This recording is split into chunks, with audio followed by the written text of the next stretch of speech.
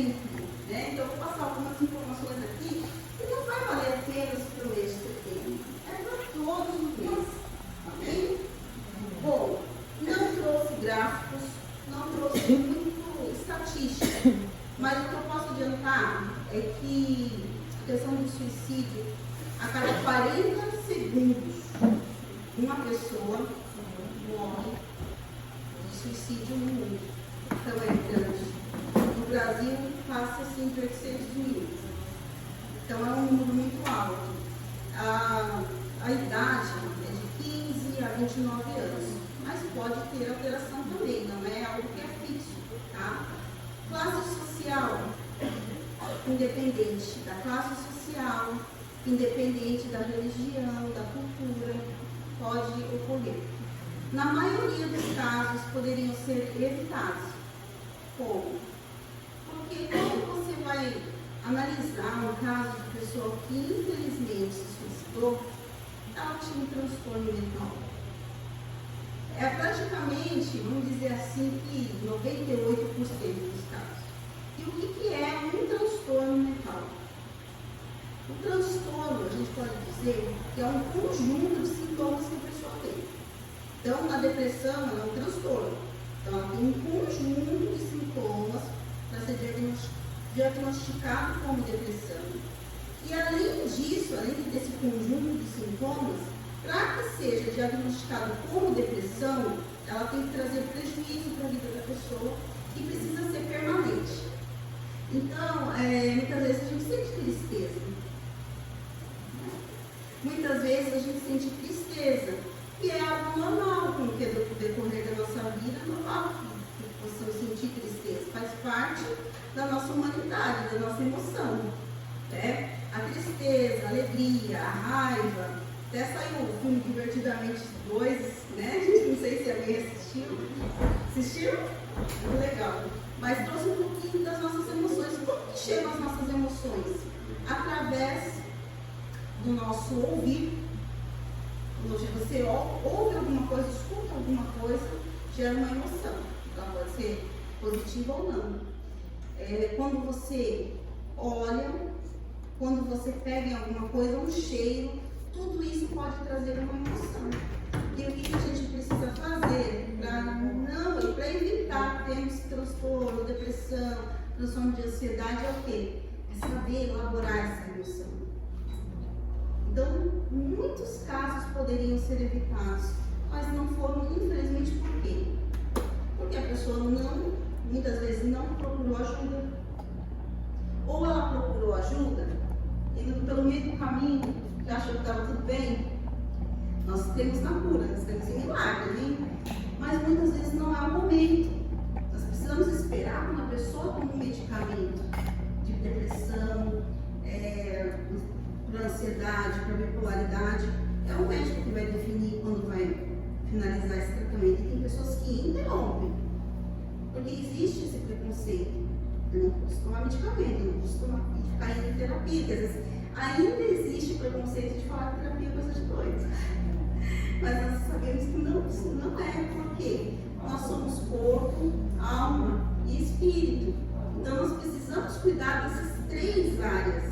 Né? Em João mesmo 3, 3 João, né? Carta 3 João 1, 2 diz: Amado, desejo que te vá bem em todas as coisas, que tenha saúde, assim como bem vai a sua alma. Então a preocupação que nós temos que ter é com o todo. E por conta disso, muitas vezes a pessoa não quer ir no médico. Tá tudo bem, vai passar. Interrompe o tratamento, às vezes, infelizmente, recebe diagnóstico equivocado e acontece o pior. Mas eu vim aqui para falar sobre morte, não só. Eu vim aqui também para declarar a vida. Amém. Então, nós vamos falar como nós podemos evitar também isso e como nós podemos ajudar. Por quê? Nós, como cristãos, não apenas os cristãos, o mundo está ajudando. Então, é uma questão de solidariedade. Ajudar o próximo. E quanto mais nós somos, quanto mais nós que somos cristãos, precisamos transbordar para o outro algo bom. Nós precisamos nos preocupar. A palavra de Deus diz em, deixa eu ver se eu me lembro, que às vezes me falha. Tiago 4,17. Quem pode fazer o bem e não faz, esse peca. Então, como que nós podemos ajudar as pessoas com transtornos, as pessoas quando chegam até nós querendo, falando que tem sentimento de morte, que quer morrer, que quer desistir de tudo? Como é que nós podemos fazer isso? Né? Às vezes, querendo ajudar, infelizmente por falta de conhecimento, aí nós atrapalhamos. Não por maldade, mas realmente porque não sabemos como lidar. Chega uma pessoa e fala, quero morrer, desistir de tudo. Meio que dá um desespero. Eu tenho que sou profissional, tenho que me controlar, manter a calma para poder ajudar aquela pessoa. Então, tem algumas coisas que podem piorar. Vou dar um exemplo. A pessoa chega e conta o seu problema, o seu sofrimento e não tem atenção. Nós precisamos ouvir o outro. Com a pressa, né, do dia a dia, como a gente está correndo tanto, muitas vezes a gente se preocupa mais com os nossos problemas. Então, ouvir, mas o ouvir mesmo, deixar a pessoa falar. Se a pessoa quiser chorar, deixar a pessoa chorar. Respeitar as pausas. Então, primeiramente, queremos ajudar? Queremos ouvir. E claro, nós vamos orar por aquela pessoa, porque nós sabemos que por trás de tudo isso também há questões espirituais. Então nós oramos para aquela pessoa, para aquele mal ser quebrado, para que a saúde mental seja restabelecida, que os sentimentos daquela pessoa com aquele sofrimento seja amenizado, seja melhorado, que Deus traga alegria. Vamos orar, amém? Mas além disso, tem algumas frases assim: mas isso aí é besteira. Você está me falando besteira. Eu já passei por coisa tão pior que isso. Isso daí não é nada. Quem já ouviu isso? Contar alguém, você vai lá, conta teu problema para alguém, a pessoa fala, bobagem. Outra coisa, quando a pessoa conta que tem desejo de morrer, que quer sumir, que não quer fazer nada, mas você tem tudo. Você tem família, você tem emprego. Nesse momento de desespero da pessoa, não ajuda muito. Depois, quando a pessoa está mais calma, realmente a pessoa vai precisar lembrar da família, do que ela tem da vida, do belo da vida. Mas naquele momento de desespero, não é a primeira ajuda. Então, a primeira ajuda é ouvir atentamente, ficar próximo dessa pessoa. Você está sabendo desse problema. Se não consegue ir até a casa da pessoa, manda uma mensagem, manda um louvor, manda uma palavra, liga, está tudo bem, está melhor. Isso a gente pode ajudar nesse primeiro momento. Um abraço ele pode libertar. Nós somos responsáveis também. Muitas vezes a gente pensa, problema do governo, problema dos psicólogos, dos psiquiatras, das autoridades, mas não, é nosso também. Vamos lembrar que ele que pode fazer o bem faz esse peca. Então, vamos ser gentis com as pessoas, porque às vezes isso que eu falei antes, é quando a gente sabe que a pessoa está passando. Às vezes a gente não sabe, porque existe aquela coisa também da pessoa colocar uma máscara, né? Porque todo mundo, mesmo sem querer, muitas vezes coloca uma máscara. A gente não sabe quem é quem mesmo dentro de casa, não é? Que é onde se desmonta. Lembra Naamã? Com as feridas, né? Com a lepra. Ninguém sabia, só quem estava dentro da casa dele, só quem era íntimo. Então, às vezes, você vê a pessoa sorrindo, a pessoa feliz, ou aquela pessoa que é quieta, mas não demonstra que quer morrer, nada disso, não demonstra nenhum transtorno, a pessoa é equilibrada. E às vezes a pessoa até é mal-humorada, é difícil de lidar. Como é que nós vamos lidar com as pessoas? De maneira gentil, porque nós não sabemos o que acontece na vida dela, que está por trás daquela máscara que ela coloca para sair na rua, que muitas vezes ela está destruída por dentro. E aí ela vai ter que trabalhar. Não é porque a pessoa está com depressão, eu estou falando de depressão, mas tem outros fatores também, tá? Estou focando na depressão, porque é o que mais acontece com depressão. Tem outros também, transtorno de bipolaridade, temos também esquizofrenia, abuso de álcool e drogas, tudo isso que pode ocasionar. Então você não sabe como está aquela pessoa. Aí você chega no supermercado, vai ter aquela pessoa empurrada, passando a tua compra, você fala bom dia, a pessoa nem responde. E aí o que acontece?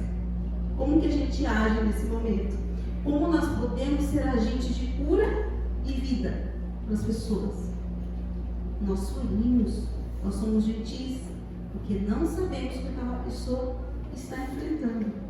Um elogio, tudo isso pode evitar de uma pessoa, se não tiver depressiva ou se apenas estiver passando por um momento difícil, evita de ela realmente piorar o quadro. Então, sempre um sorriso. Vamos lá. Olhem para quem está do seu lado. Vamos dar um sorriso, gente? A gente dá sorriso. A gente sorri, gente. Estão vendo? Mesmo sem ter vontade. Eu vou explicar por quê para vocês. O nosso cérebro, ele entende as nossas expressões corporais.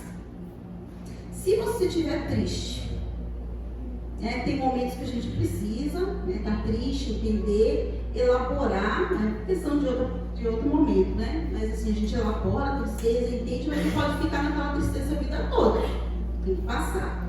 Mas se você começar a olhar no espelho e forçar o sorriso, mesmo sem querer, alguns minutos que você ficar assim, daqui a pouco você está rindo.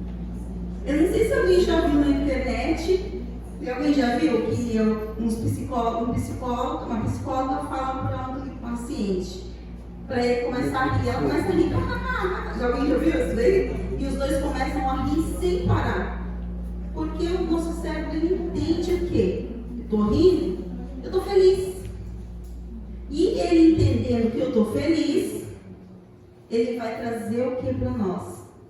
Um sentimento, realmente, ele vai liberar neurotransmissores que nós temos de felicidade. E aí, o nosso comportamento vai ser um comportamento bom, vai ser um comportamento positivo. Ok? Até aqui, alguma dúvida? Eu falei da depressão, E existe a diferença que a gente fala assim sobre a depressão e a tristeza. Então, eu vou falar só um pouquinho sobre isso. Quando uma pessoa está triste, ela perdeu o emprego, vou dar um exemplo. Que tristeza, Perdeu o emprego, puxa, ela chora, E que ela, depois de sofrer um pouquinho, ela vai pensar o quê? Bom, perdi o emprego, mas vou orar, Deus vai abrir uma outra porta, quem sabe uma porta melhor. Eu posso até ter pisado na bola nesse emprego, ter faltado demais, ter chegado atrasado, Deus que abençoe, ter chegado atrasado. Mas isso não vai ser motivo de eu arrastar essa tristeza. Eu tenho ainda esperança que vou conseguir outro. Na depressão, não. Quando a pessoa está em depressão, ela não consegue pensar dessa forma. Eu perdi o emprego, porque eu não sou bom o suficiente, e agora não vai mais aparecer mais nada para mim. Eu fui culpado, e aí eu não vou conseguir mais nada. Parece que a pessoa não consegue enxergar luz no fim do túnel. Fica tudo escuro. Então essa é a diferença. E os outros casos que ocorrem também, os fatores de risco, que eu falei da bipolaridade, do transtorno, é um transtorno de humor. Então, a bipolaridade, a pessoa, ela altera mediante algum tempo. Não é assim. A pessoa fala, acha que o bipolar, de manhã está um jeito, à noite está de outro. Não é assim. O bipolar, ele passa por etapas. Às vezes fica 6 meses, 7, 1 ano em depressão. E depois ele muda para a hipomania, dependendo do transtorno, ou a mania, que é aquela euforia muito grande, a pessoa sai gastando demais, a pessoa se sente superior a tudo e faz loucuras. E a pessoa acha que está bem nessa época. Agora, os casos que acontecem de suicídio na bipolaridade é quando a pessoa está na depressão.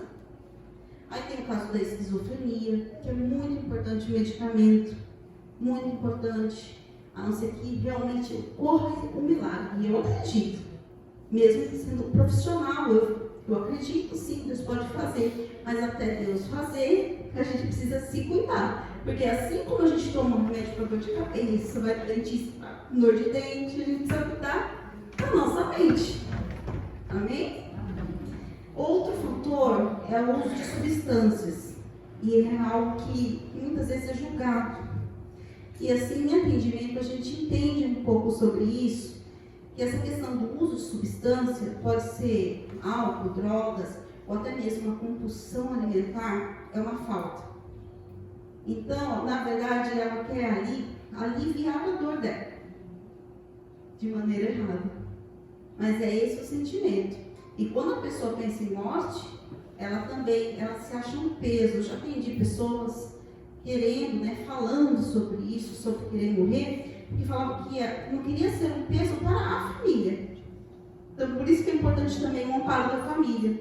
Quem tem familiar que está assim, é importante não deixar sozinho, ficar perto, não duvidar que isso pode acontecer. Então, isso é algo que as pessoas que passam por atendimento falam, não sirvo mais para nada, ela não enxerga mais nada no cotidiano. Ela acha que ela saindo de campo, as coisas vão melhorar para quem fica. E ao contrário, quanto sofrimento que causa para a família. E outro fator predominante é o isolamento. Eu vou contar para vocês uma pesquisa que foi feita em Harvard. É uma pesquisa de décadas, bem elaborada, foi feita em Boston e pela Universidade de Harvard. Então, desde os anos 30, 40, 50, eles foram analisando as pessoas para entender quais pessoas eram mais felizes. Vamos ver se vocês adivinham, tá? Vamos lá. Aí fizeram uma pesquisa. Vamos pesquisar as pessoas com mais dinheiro. Vocês acham que essas pessoas eram as mais felizes? Não. Quem achar pode levantar a mão. Porque a gente escuta muitas coisas falando assim, bom, melhor chorar em Paris do que chorar aqui, não é? Mas não são as pessoas mais felizes. Aí a gente escuta e fala assim, bom, será que aquelas pessoas que têm sucesso, aquelas pessoas que são muito estudiosas, que estudaram muito, será que são essas pessoas mais felizes? Quem acha que é? Bom, pessoas que não têm nenhuma doença, pessoa totalmente saudável. Vai pra academia, tá ótimo, saudável, corpo. São essas pessoas que são mais felizes? Não. Quem vocês acham que são as pessoas mais felizes? Tem um grupo das pessoas que são mais felizes. Não. Bom, claro, tendo Deus a gente tem alegria. Mas na pesquisa que foi feita assim, por pessoas que não eram cristãos, foi informado o seguinte, que pela pesquisa os mais felizes eram pessoas que tinham vínculos. Então o isolamento é um perigo. Quando a pessoa se isola, eu não quero mais sair. E a primeira coisa, e eu posso dizer que até uma do aniversário mesmo, a primeira coisa que a pessoa, quando está mal emocionalmente, ela quer se excluir. Ela não quer participar das festas, ela não quer participar muito, começa a chegar, demorar para ir para os cultos, ela não vou ficar em casa, vou assistir em casa, não quer muito contato com as pessoas, até mesmo para as pessoas não perceberem. E as pessoas mais felizes nessa pesquisa, com menos risco, eram as pessoas que tinham vínculos. Primeiro vínculo, familiar. Segundo, da pesquisa, vínculos em comunidades religiosas. Então, a gente tem que sempre manter essa união, irmãos. E isso fortalece a nossa mente também, e o nosso espiritual. Vínculos também, quem trabalha, com seus amigos de trabalho, comunidades sociais. Então, essas pessoas, elas correm menos riscos. Então, não vamos deixar nunca essa ideia, não estou bem, não vou. Aí não, pelo contrário. Te chamaram para uma festa, aconteceu algo horrível naquele dia. Eu não estou bem. É aí que você vai se levantar e vai. Porque você vai evitar daquilo crescer dentro de você. Tudo começa, agora sim, essa foi a pesquisa, mas eu como cristã tenho uma outra coisa para dizer. Né? A pesquisa foram os vínculos, e eu acredito que o vínculo é muito importante, mas o vínculo maior é com Deus. O nosso relacionamento com Deus é o maior.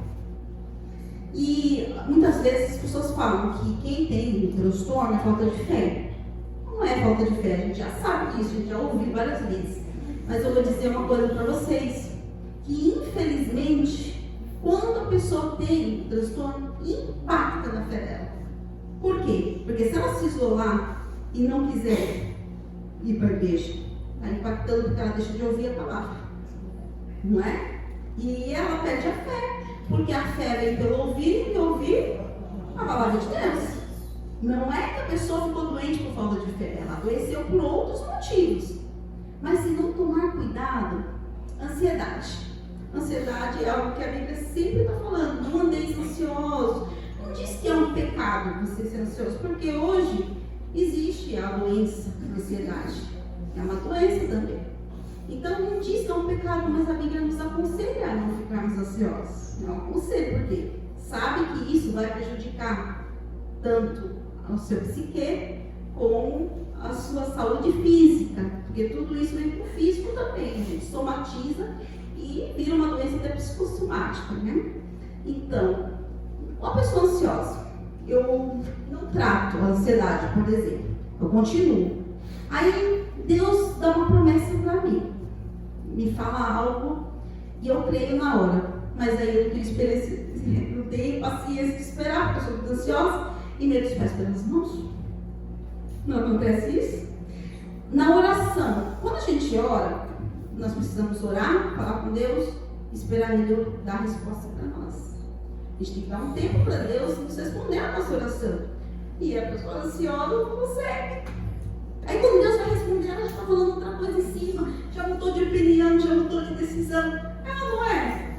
Então por isso que é tão importante que nós cuidarmos da nossa mente, porque nós vamos estar cuidando também do nosso espiritual. E cuidar do espiritual para fortalecer a nossa mente, é tudo. E o corpo também. Porque se você fica doente, também. Uma dor muito grande. Você começa o quê? Quando você está sentindo dor? Reclamar. Então tudo, olha como é tudo ligado. Não tem como você também sentir dor e nunca reclamar, não tem. Mas isso começa a ser constante. Então a gente atrai o que para nós? Negatividade.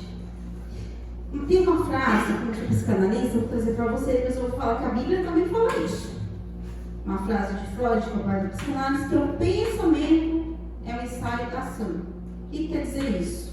Eu penso algo, conforme eu penso, eu sinto e eu tenho comportamento. E o que a Bíblia fala sobre isso? Em Provérbios, fala que assim como a gente pensa na nossa alma, assim ele é. Então, nós precisamos tomar um cuidado tão grande com o nosso pensamento, porque ele acaba, quando você pensa de forma errada, trazendo sentimentos ruins e comportamentos inadequados. Nós, quando alimentamos ele, na palavra de Deus também diz que a gente tem que pensar no que é agradável, de boa fama, não é verdade? Isso a gente deve pensar. Por quê? Por causa desse fator, que o pensamento é um ensaio da ação. E ele vai chegar de qualquer jeito. Ele vai pousar. Os pensamentos negativos, gente, é uma luta. Porque a gente escuta muita coisa negativa, a gente vê muita coisa triste. Então, automaticamente, a gente tem os pensamentos, né? O passarinho pousa aqui, mas a gente pode tirar ele. E às vezes a gente pensa assim, mas eu não consigo parar de pensar nisso. Não consigo, é um problema muito grande. É sério. Mas nós temos sim. Porque senão a palavra não falava. E que a gente tem que pensar no que é bom, no que não é agradável, no que é de boa fama. Então nós conseguimos, só que é uma luta. Vem o pensamento negativo, você tem que lutar. Você tem que colocar algo positivo dentro dele. Não deixar crescer e virar um viés de negatividade. Tem pessoas que já virou um viés. E tudo que você fala, ela pensa de forma negativa. Então, para mudar, porque já virou um padrão mental. Ela vai, tudo que acontecer, ela vai pensar que vai dar errado, já virou padrão. Então, como que a gente faz isso? Nós vamos orar, pedindo para Deus mudar esse padrão, nos ajudar e combater toda vez que vier uma voz dizendo: você não é nada, não vai acontecer com você, você vai ficar dessa maneira, não vai sair disso, não vai conquistar nada. O que nós temos que fazer? Abrir a nossa boca, porque não é só pensar, a gente fala também, porque aí o cérebro escuta. Não, isso não é verdade. Eu vou conseguir sim, porque eu creio. Eu creio que Deus vai me ajudar a sair dessa situação. Realmente, nós não vamos tapar os olhos e achar que nada está acontecendo, colocar tudo debaixo do tapete, não é isso. A gente vai entender, vai ver a melhor forma de resolver isso através da oração, tá? Hoje, cientificamente, é comprovado. Quando a gente está aquela indecisão, aquele turbilhão na cabeça, parece que tem uma caixinha, um monte de pedra sacudindo, você não consegue pensar mais nada.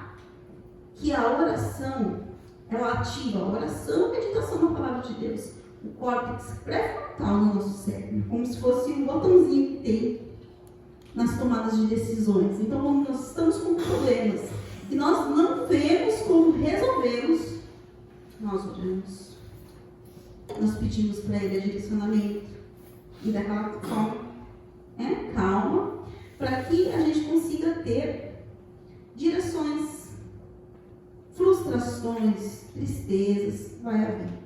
Não existe isso, até uma utopia eu falar, não, vai ser tudo bonito, tudo maravilhoso, você não vai ser rejeitado mais.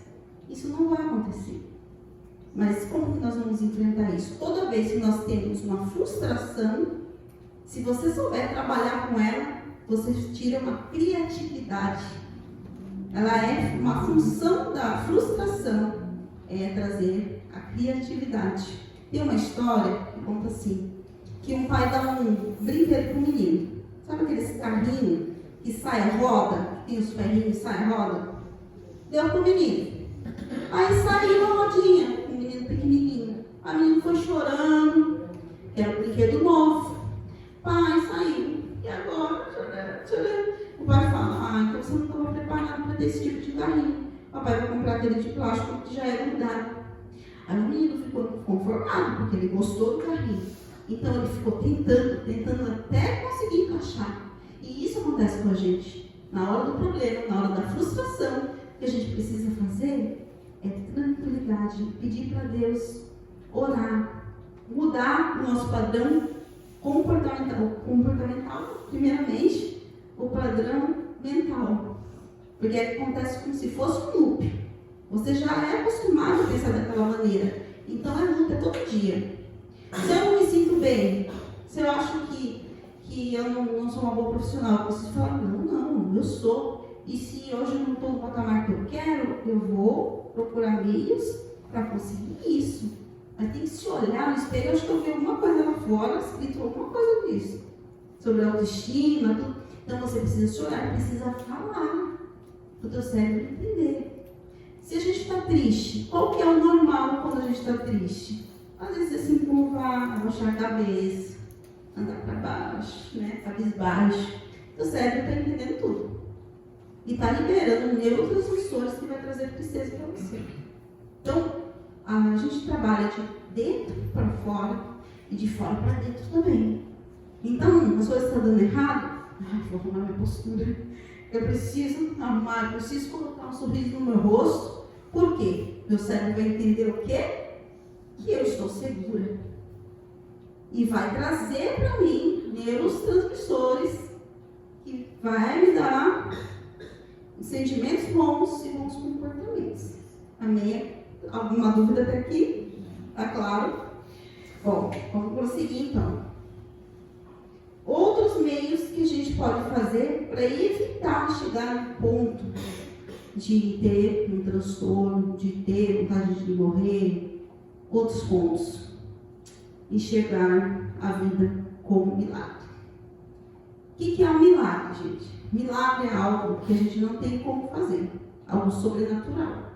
Então, o que a gente enxerga como milagre? Às vezes a cura de câncer é milagre, é algo impossível aos nossos olhos, acontecer e aconteceu. E quando acontece um milagre, qual é o sentimento que vem para nós? Alguém pode falar? Alegria. O que mais? Gratidão. E aí você fica com o teu coração cheio. E nesse momento, você até quer ajudar as pessoas a estar feliz. Eu digo que o melhor momento para você pedir um aumento para o teu chefe, quando você percebe que alguma coisa aconteceu com ele, que ele está grato, você vai pedir um aumento, pedir folga. Você percebeu que ele está feliz. Mas, se a gente viver esperando grandes milagres, a gente vai viver grato o tempo todo. Então, nós precisamos enxergar o belo nas pequenas coisas. O motivo de estarmos vivos é milagre. O motivo da gente estar aqui é milagre. Então, enxergar, nossa, eu estou comendo meu almoço aqui. Prestar atenção, porque a gente está muito no automático. Então, você tem que prestar atenção no que eu estou fazendo. Bom, eu estou na palestra, então eu vou ouvir palestra, eu vou esquecer o que está lá fora, os problemas que estão lá fora. E eu vou tentar absorver ele aqui. Então você aproveita isso, aproveitar os momentos. É a comida que você degusta, é um passeio que você faz. Ah, mas eu não fui para Disney, não fui para. Agora estou na moda para Coreia. Minha filha quer ir para Coreia.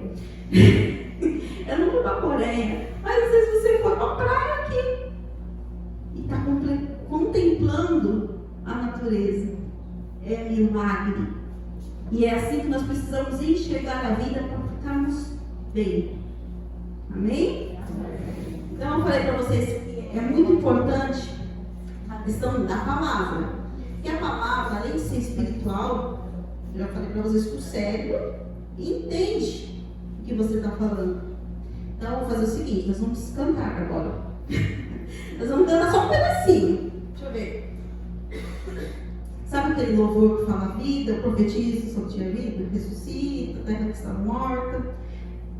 Ele fala, vida, eu profetizo sobre ti a vida. Nós vamos profetizar a vida agora. Pode levantar, por favor? O pessoal daqui, os irmãos, olha para o pessoal daqui de lá. Tá? Então, vamos lá. Eu vou cantar aqui com vocês aqui, que estão à minha esquerda. Eu vou cantar a vida, eu vou cantar para eles. Vida. Aí eles vão falar, eu profetizo sobre ti. Aí vocês cantam para eles de novo. Tá bom? Vamos lá. Monta aí, vamos lá.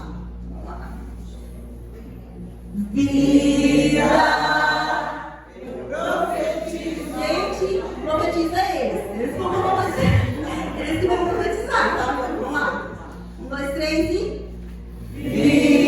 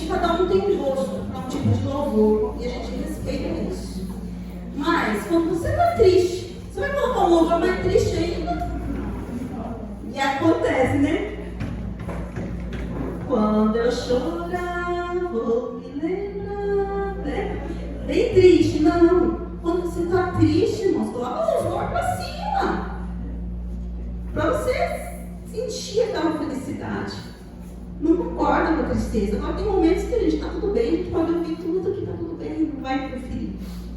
Mas é muito importante. Outra coisa, nós falamos com a nossa boca, nós profetizamos, mas é importante. Já falei para vocês o abraço, né? O abraço é extremamente importante. Por quê? Às vezes você fala, eu não posso fazer nada, eu não sou terapeuta, eu não tenho como ajudar uma pessoa financeiramente, eu não tenho como resolver o problema dela, mas eu posso dar um abraço. E um abraço cura. Um abraço, ele libera no cérebro ocitocina, que é o hormônio do amor. E ele libera prazer. Você se sente acolhida num abraço. Então não tem muito o que fazer, tem. Todos nós temos que fazer. Nós somos uma família. Independente dos que estão aqui de dentro e dos de fora também. É abraço, sorriso, outra coisa. Elogio. O elogio ele pode fazer tanta diferença na vida de uma pessoa.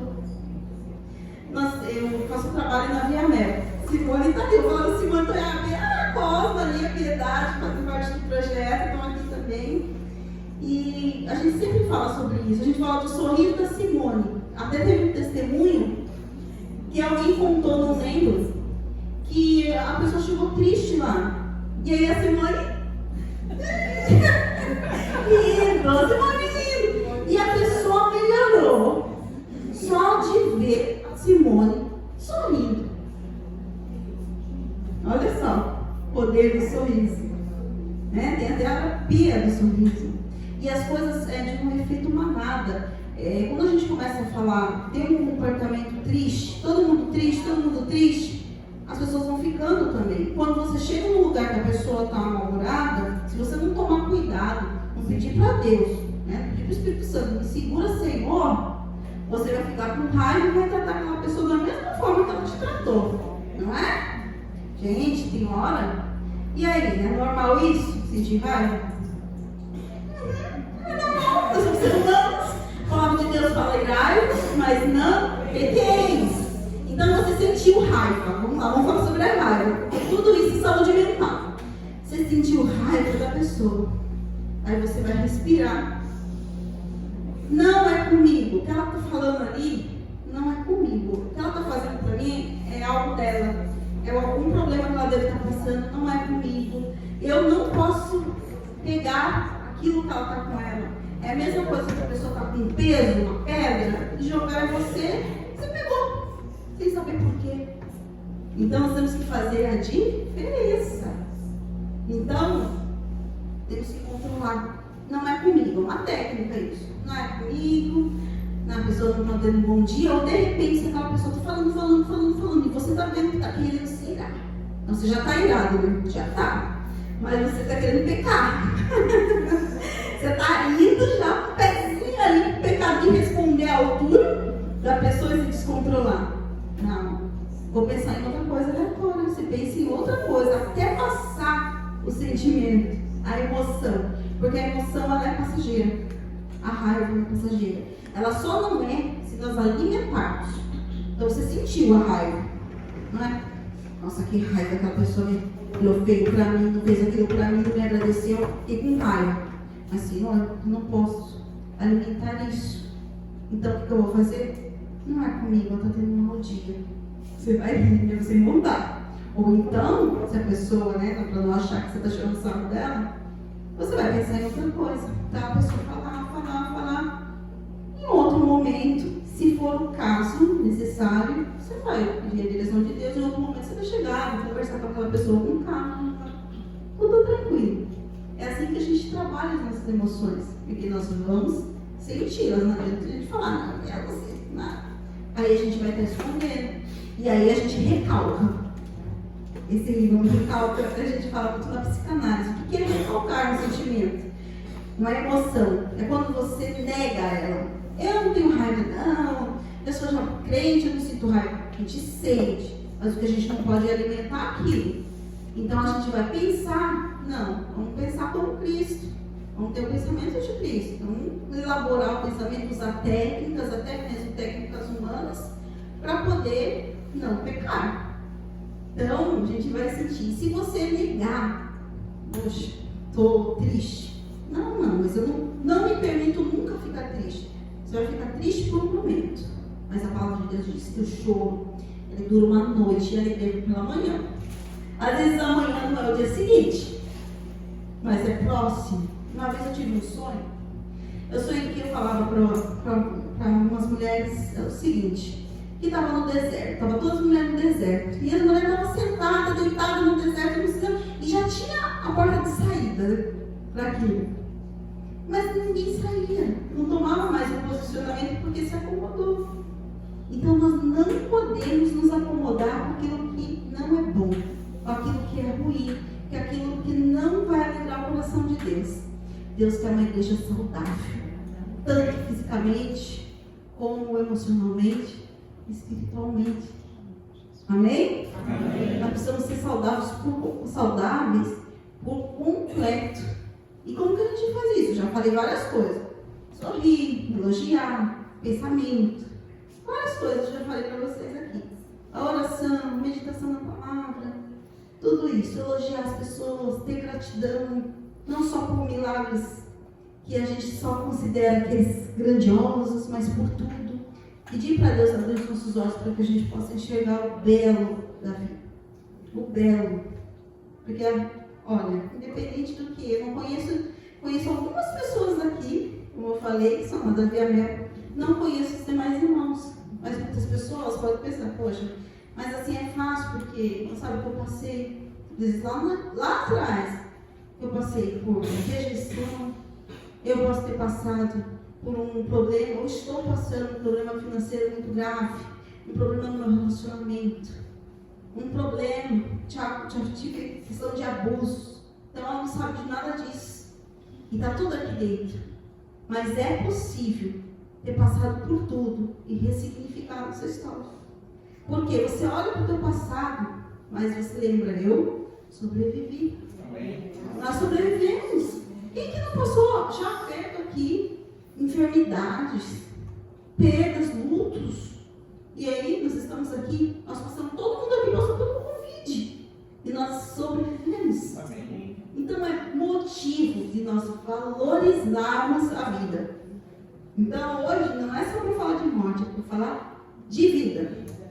E quando nós ajudamos alguém, muitas vezes o sentimento de rejeição é um sentimento tão duro, tão difícil, que pode levar uma pessoa a ter até uma depressão, até deixar a pessoa sem vontade de fazer mais alguma coisa pelas outras pessoas, porque já se frustrou. É muito triste o sentimento de rejeição, mas a solução para a rejeição é a aceitação.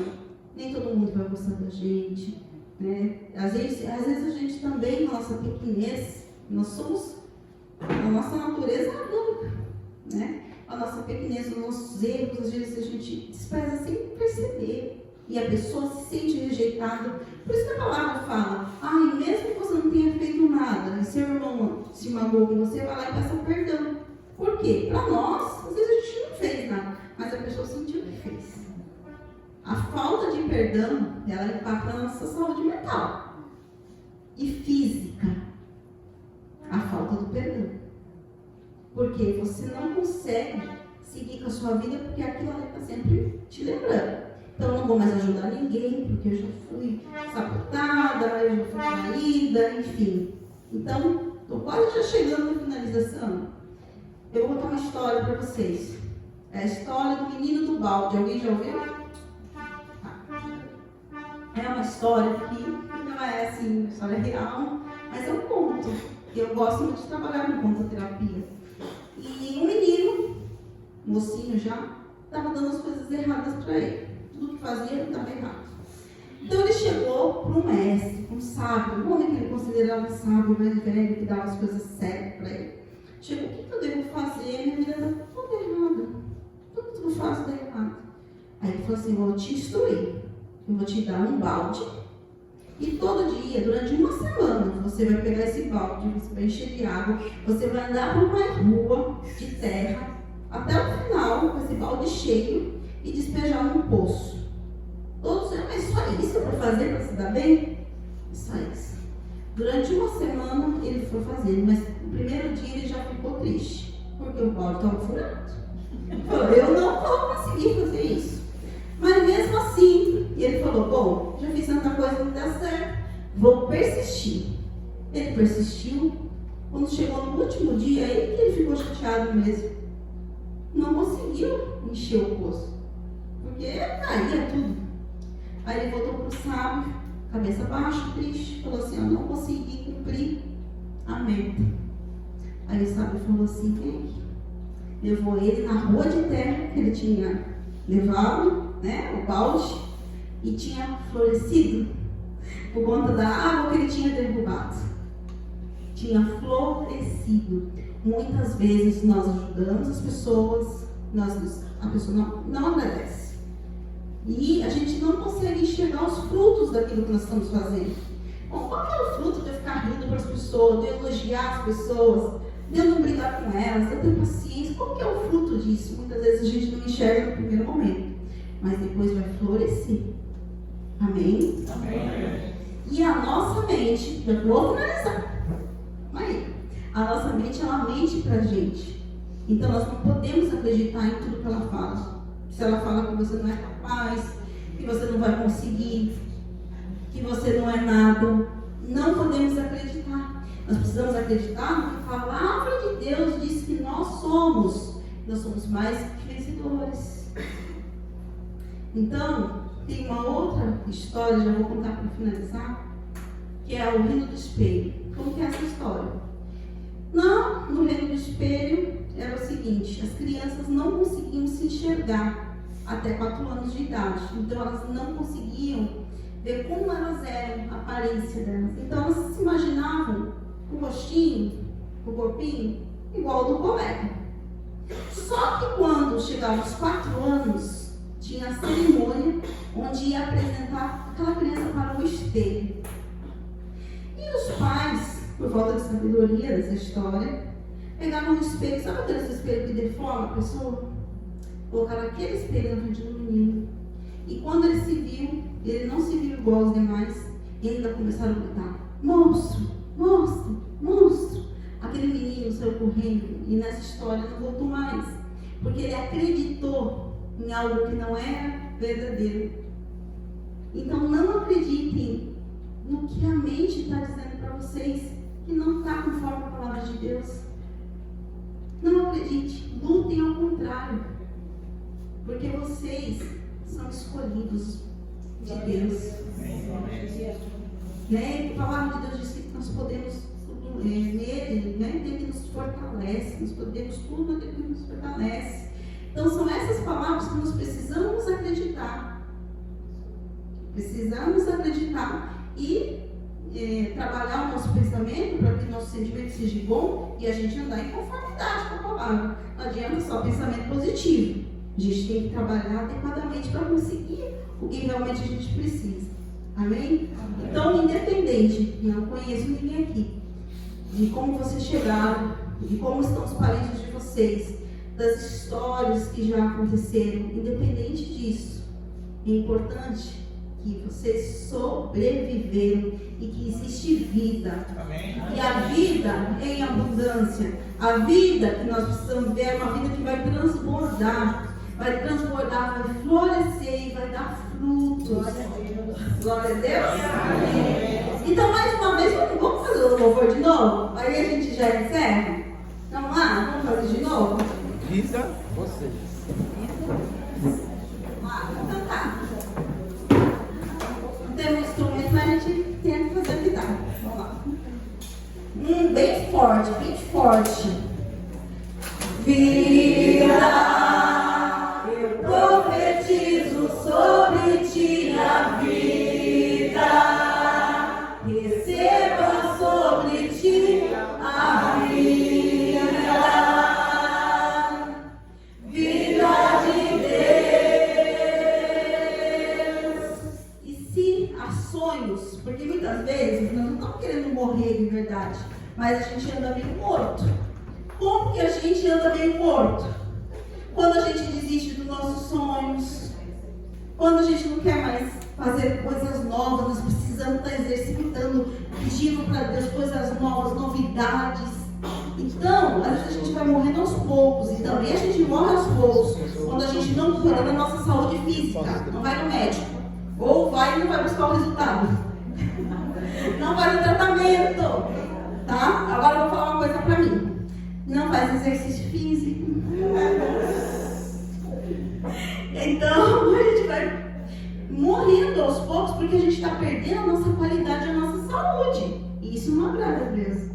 A gente vai morrendo aos poucos quando a gente vai desistindo dos nossos sonhos, desistindo de viver ficando apático, não só por conta de fatores de transtorno, mas às vezes por conta de decepções.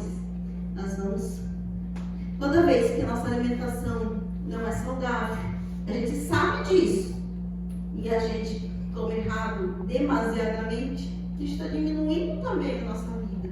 Então é algo a se pensar. Quando a gente tem a oportunidade de fazer algo diferente, contemplar a natureza, porque nós precisamos da natureza. Deus deixou a natureza para nós e não foi em vão. Isso impacta na nossa saúde física e mental. Então deixamos de contemplar a natureza, deixamos de viver uma unidade. Aos pouquinhos a gente vai morrendo. Aos poucos, não é isso que a gente quer. E eu quero que vocês, cada um dos irmãos, pense aí, algum sonho que foi enterrado, que acha que não, já foi. Para mim já foi. Não tenho mais idade, ou perdi aquela oportunidade, não vou ter outra. Então a gente vai cantar o outro pedaço do louvor, tá bom? Outro pedaço. Sem instrumento, sem nada, Jesus. Vamos lá. É uma parte. Ressuscita,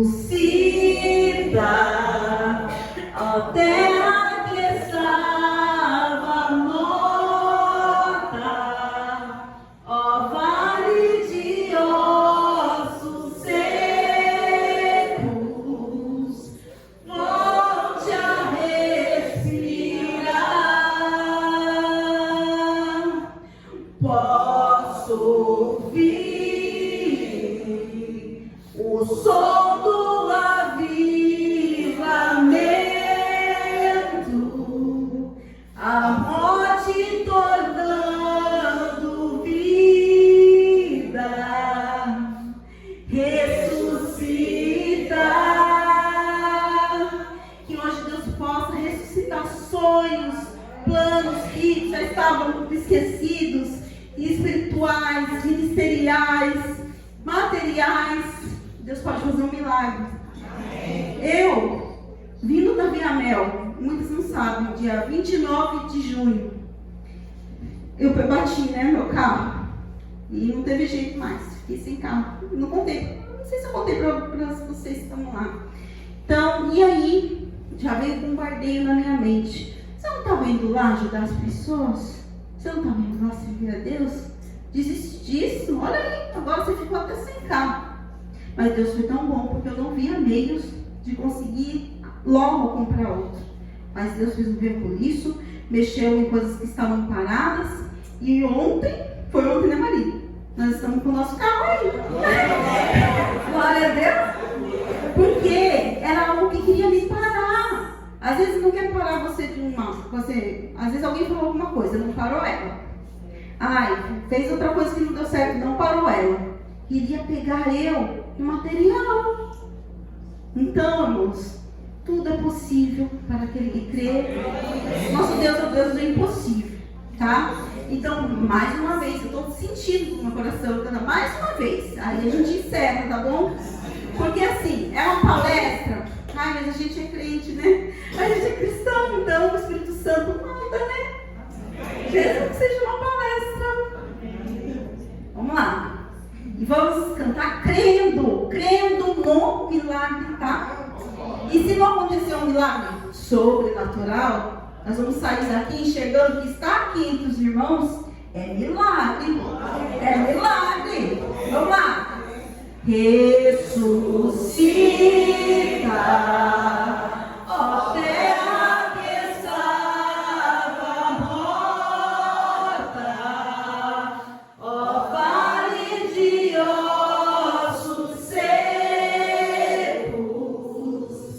volte a respirar.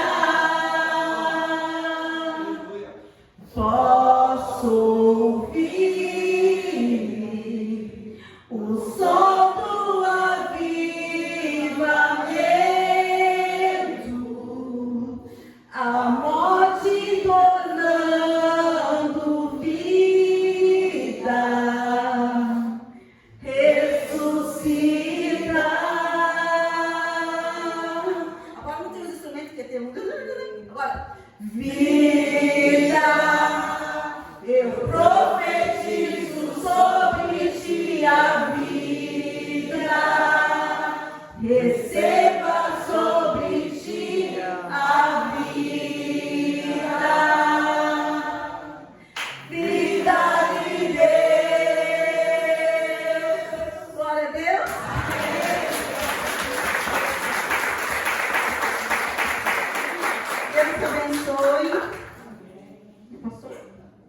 que é uma